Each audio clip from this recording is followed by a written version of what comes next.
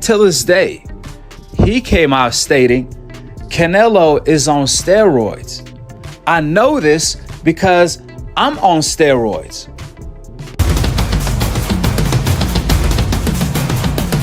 Got this thing that happened with Canelo. I know you spoke a little bit about it, but do you feel, in your opinion, the fight should be called off, or what they're doing is the right thing and he's doing the right things to prove that it is a tainted sample? The truth is that we'll probably never know.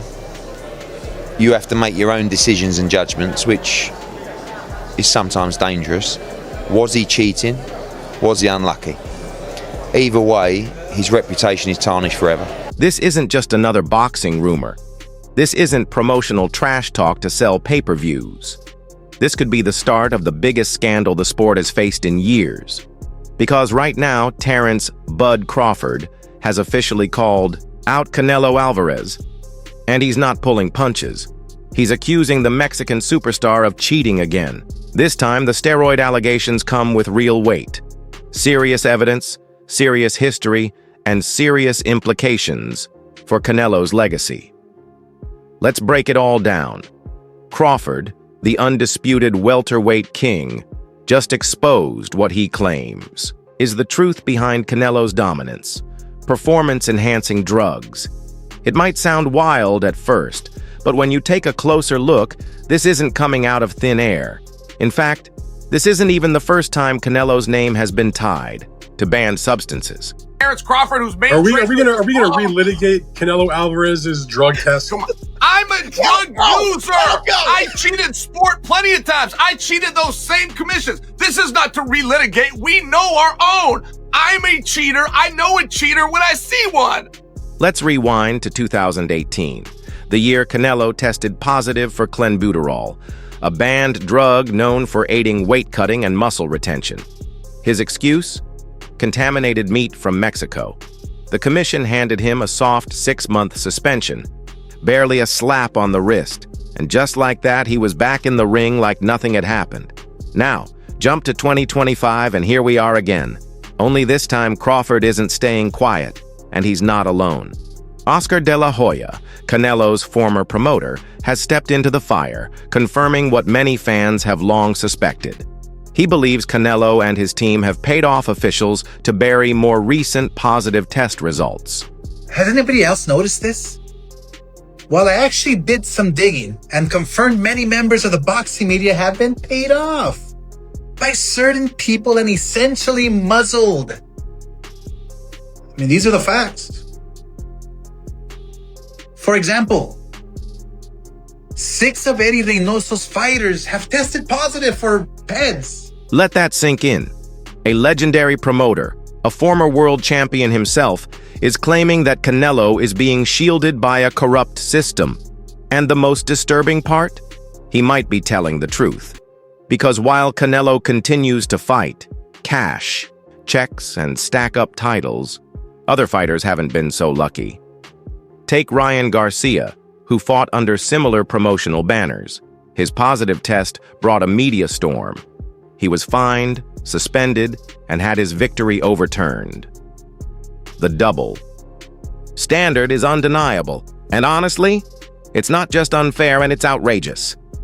How is it ethical that you have 6 fighters testing dirty from the same camp and we don't have questions or consequences?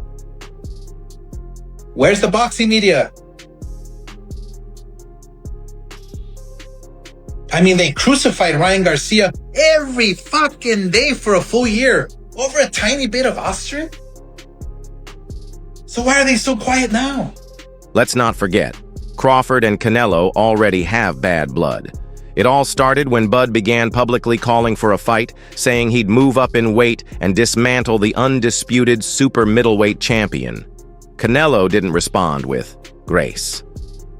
Instead, he mocked Crawford, dismissing him as someone beneath his level, brushing him off like an irrelevant contender not worthy of his time. I don't respect him anymore because he say, I'm not gonna do what they want me to do and this and that. And then he tried to, maybe Turki Al-Ashi told him, hey, you need to do something because you seem so nervous in Riyadh. So and he tried to like he walking me back, and that's why I pushed him.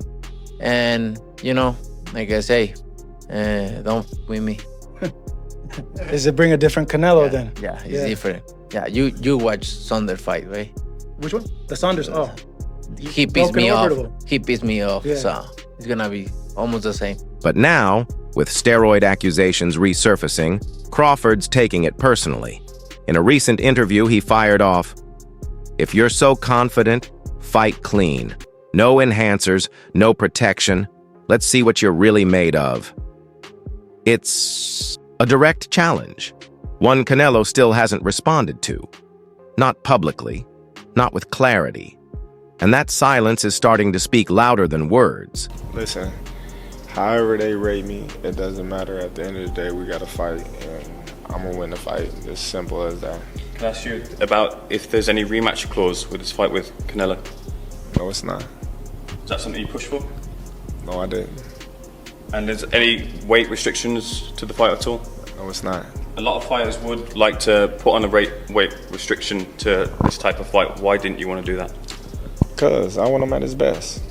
I don't want no excuses. I don't want no, reasons why, he didn't feel good or... And why would he respond? Because now it's not just about winning, it's about proving he can win clean. The most shocking part isn't the accusation, it's how many people agree with Crawford. David Benavidez, another rising star, subtly hinted there's something unnatural about Canelo's physique and stamina. He didn't say the word steroids, but the implication? Loud and crystal clear. If Canelo was 100% confident in himself, I don't know why he wouldn't fight me. Especially since, seeing that everybody in his team is on steroids, which means including him, so he never got off You think he's on steroids? Of course. How does five... You saw De La Hoya call him out. How do five people out of your camp get tested positive for steroids? Right. You know what I mean? All those fucking dudes in that camp are dirty. And guess who else echoed that sentiment? Floyd Mayweather. That's right, the same Floyd who schooled Canelo in the ring over a decade ago. He once said, "There's a reason they never test him properly. He's the golden boy of boxing." Even Floyd's team has gone on record saying Canelo is protected by the system, so when you connect Mayweather's comments, De La Hoya's claims, and Crawford's recent outcry, the pattern becomes hard to ignore. You don't need to be a conspiracy theorist to see what's happening. When this many voices are raising the same alarm, maybe it's not paranoia, maybe it's the truth. When the greatest Canelo came out, the one that you guys seen that fought Triple G the first time, bro, dude popped dirty for clenbuterol, bro. Why do you think the second fight didn't happen? So for me, seeing that was the best Canelo I've ever seen, but that was Canelo off of steroids. Everybody else that he fought Amir Khan, he fought Daniel Jacobs, he fought Billy Joe Saunders, Caleb Plant. These guys are all weak, bro. So for me, that's why I feel like I see Canelo Alvarez and I see like, he's not as good as everybody thinks. Because the best one that fought Golovkin that first time was off clenbuterol. That was the best Canelo I've ever seen, and that's why he looked so good, because he was off clenbuterol. Let's talk about something else, the weight jump. Crawford wants to move from 147 pounds to 168 to face Canelo. That's 3 entire weight classes. A leap most fighters wouldn't even dream of. But Bud's argument is simple. If I'm clean and I'm willing to take the risk, why can't you fight clean too? It's not even just about the size difference anymore. It's about the integrity of the sport. A fair playing field where no one has an unfair edge. Dan Rafael kind of made a great point when talking about sizes. Because he said, if you look at them two together now, they look the same size. He said, people have got the idea of the size thing wrong. It's not looking at them as a physical package. It's who has absorbed the bigger shots in the weight division. And it was good. It was a very good point. He was like, Canelo has been hit by light heavyweights and super middleweights for the best part of a decade. Basically. He's so used to taking those shots. Whereas Crawford hasn't. Crawford's been hit by 140 guys and 147 guys for the best part of a decade. Yeah. What's Crawford gonna be like? So basically you're trying to say, Canelo could easily absorb Crawford shots. Can Crawford easily absorb Canelo's punches? If you're taking shots from Triple G, Sergey Kovalev, Dmitry Bivol, and you're staying on your feet, not getting hurt. Not even getting wobbled. Not even getting wobbled, just literally shaking it off. Yeah. You can take Terence Crawford shots. 100%. Right. Canelo has a track record of dominating weight classes tailored to his advantage. He drains opponents down or picks fights with guys who aren't natural at that division. Now, someone like Crawford, who's already proven himself pound for pound, steps up, and suddenly, there's radio silence. But imagine this. Both fighters step into the ring clean. No enhancements, no shadows, just skill versus skill. Crawford is a master of timing, angles, and switching stances. He fights like a tactician, but hits like a brawler. He made Spence look lost. He forced Sean Porter's father to stop the fight. Most importantly, he knows how to control distance, rhythm, and tempo. The last fighters that you fought, they ain't on my level. And I fought everybody. The last fighters you fought since everybody. 2002. Mention me one. You Since mention me 2002. one elite fighter. Just one. You. Oh, me. Look. It's gonna be me. I don't And care you about will- anybody else. And you will see that. You. So when I beat you, is you gonna be a nobody? When I stuff a mud hole in your ass, is you gonna be a nobody? Same everybody else been saying since I moved to 147, I ain't fought nobody. Every last one of them stump a mud hole in their ass and he gonna be next. Watch. Canelo, on the other hand, thrives on timing, punishing body shots, and explosive counterpunching. But if Bud can survive the early storm and keep moving, this could become a high-level chess match. The longer it goes, the more it favors Crawford. But, and this is a big but, if Canelo's still juiced, then it's not a fair fight. It's not real boxing, it's not legacy, it's a rigged game. So why isn't the commission stepping in? Why aren't there investigations, hearings, or press conferences? The answer is simple. Canelo is money. He sells out stadiums. He draws in massive Mexican and global audiences. He's the face of modern boxing. And that makes him untouchable to the power players who profit from him. But for guys like Bud, fighters who fight for legacy, not just paychecks, this is personal. They want the truth. They want fairness. And Crawford isn't stopping until the world sees what he sees. Along my career, I've been criticized and people have taken credit away from me just to try to diminish my accomplishments just off of pure hate. So what would they be able to say with me going up 2 weight classes?